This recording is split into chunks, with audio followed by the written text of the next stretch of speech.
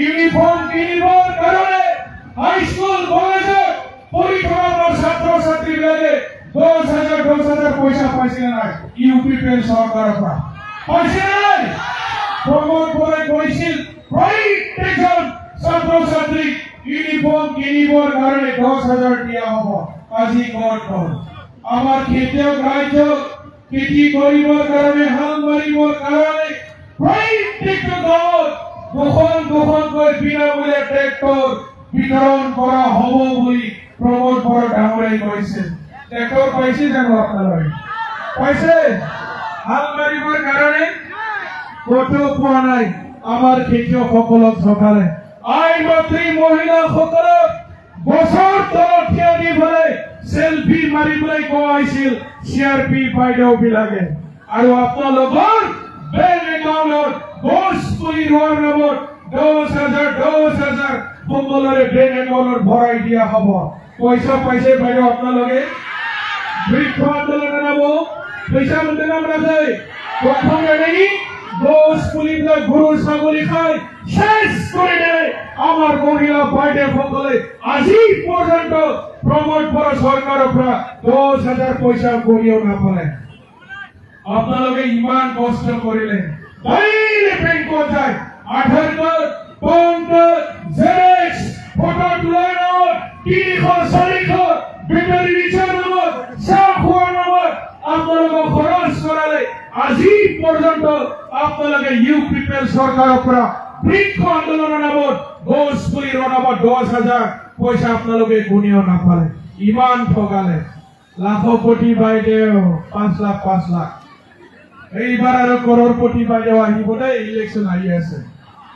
লাখপতি বাইদেউ পালে নে নাই কইৰাবাৰীত পোৱা নাই ভৱেন বড়ো নিদিলে আপোনালোকে আমাৰ এই ভৱেন বড়ো এমচিএলএ বিজেপিৰ দিলে নাই লাখপতি বাইদেউ 5 লাখ আপোনালোকক লাখ মানে লাখৰ মানুহ বনাব বিচাৰিছিল কোনেও পোৱা নাই ইউপিপিএল চৰকাৰে 2020 চনত তেওঁলোকৰ নিৰ্বাচনী ইস্তাহাৰত তেওঁলোকে প্ৰকাশ কৰিছিল প্ৰমোদ বৰা ডাঙৰীয়া তেখেতসকলৰ নেতা কৰ্মী ভাষণ প্ৰসংগত তেওঁলোকে ৰাজ্যক প্ৰতিশ্ৰুতি দিছিল আমাৰ মহিলা বাইদেউসকলৰ চেল্ফ হেল্প গ্ৰুপবিলাকক প্ৰত্যেকটো গ্ৰুপত 75,000 পইচা দিয়াৰ কথা আছিলে পাইছে 75,000 ইউপিপিএল চৰকাৰৰ 75,000 পাইছে না বাইদেউসকল মন ৰাখে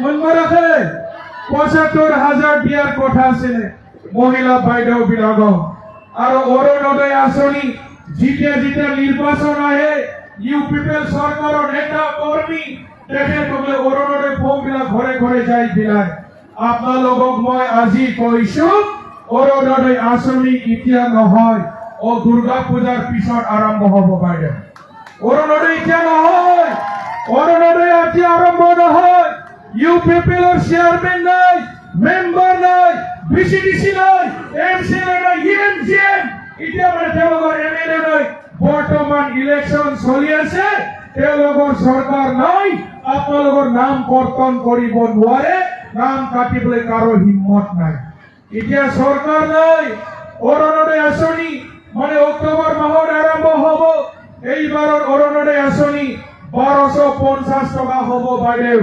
1250 নতুন অৰুণোদয় আঁচনি আহি আছে এজনত আপোনালোকে অসম চৰকাৰৰ পৰা 1250 টকা পাব আৰু বিপিএফে চৰকাৰ গঠন কৰাৰ লগে লগে 1250 টকা পইচাটো আমি বঢ়াই দিব বিচাৰিছো কিবা এটা পইচা বঢ়াই দিব বিচাৰিছো বঢ়াব লাগে না বাইদেউসকল পইচাটো বঢ়াই দিয়া হ'ব বিপিএফে চৰকাৰ গঠন কৰাৰ লগে লগে অৰুণোদয় আঁচনিৰ যি পইচা আমি বঢ়াই দিব বিচাৰিছো যাতে আমাৰ বিধৱা বাইদেউসকল অবিবাহিত বাইদেউসকল বিবাহ বিচ্ছেদ হোৱা তেওঁলোকে যাতে পাবলৈ সক্ষম হয় যিসকলে বিকলাঙ্গ ব্যক্তি অতি মানে দুখীয়া মানে ব্যক্তি তেখেতসকলে আমাৰ চৰকাৰৰ পৰা অৰুণোদয় আঁচনিৰ আপোনালোকে ধন লাভ কৰিব সো ইয়াৰ কাৰণে বিপিএফে চৰকাৰ গঠন কৰাৰ পিছত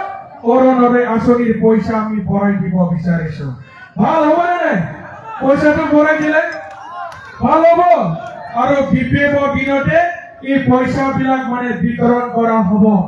আৰু বিপিএফ দলে আমাৰ CWC খবৰ এটা সিদ্ধান্ত লৈছো, বড়োলেণ্ড বিকাশ যোজনা এই আঁচনিৰ দ্বাৰা আমাৰ সংস্থাপন দিবৰ কাৰণে বেকাৰ ল'ৰা ছোৱালীক বড়োলেণ্ড উইংগাৰ গাড়ী দিয়া হ'ব। ৰাইজ, বড়োলেণ্ড উইংগাৰ গাড়ী বেকাৰ ল'ৰাবিলাকক দিয়া হ'ব, বেটাৰী ৰিক্সা দিয়া হ'ব, দুখীয়া দৰিদ্ৰসকলক বড়োলেণ্ড বিকাশ যোজনা আঁচনিৰ দ্বাৰা বড়োলেণ্ড উইংগাৰ গাড়ী আৰু লগতে বেটাৰী ৰিক্সা দিয়া হ'ব। লাগে না নাই? খৈৰাবাৰীৰ মানুহ লাগে না নাই? বেটাৰী ৰিক্সা লাগে না নাই? উইংগাৰ গাড়ী লাগে না নাই? বড়োলেণ্ড বিকাশ যোজনা উইংগাৰ গাড়ী লৈ আপোনালোকে পিকনিক খাব যায় বগামাটি, হয়নে নহয়? মাজে মাজে ভৈৰৱকুণ্ডত যায়, মাজে মাজে বিয়া খাবৰ কাৰণে বড়োলেণ্ড উইংগাৰ লৈ যায়।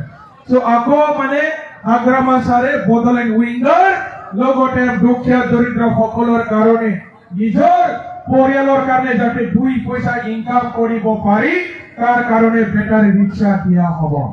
ইয়াৰ পিছত আমাৰ যুৱক যুৱতীসকলৰ সংস্থাপনৰ নামত বিপিএফ দলে চৰকাৰ গঠন কৰাৰ লগে লগে যুৱকসকলৰ সংস্থাপনৰ নামত 100 কোটি পইচা ব্যৱহাৰ কৰিব বিচাৰিছো।